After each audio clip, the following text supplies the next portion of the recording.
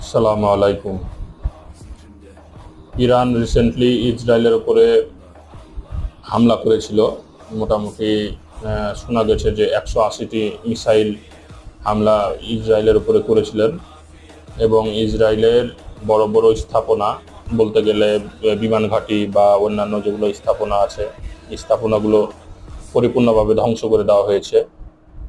তো ওই যে হামলাটা করেছিলেন ইরান, সেটি মূলত সেখানে ছিল হচ্ছে ব্যালিস্টিক মিসাইল এবং ক্রুজ মিসাইল। ব্যালিস্টিক মিসাইল খুবই দুর্দান্ত একটি অস্ত্র এবং এই হামলার পরবর্তীতে একটা জিনিস এখানে প্রমাণিত হয়ে গেল যে ইরান একটি অত্যন্ত শক্তিশালী একটি মানে সামরিক দিক দিয়ে অনেক শক্তিশালী একটি রাষ্ট্র এবং এর সাথে ফাজলামো চলবে না। ইরান কিন্তু সঠিক জবাব সময় মতো দিয়ে দিবে।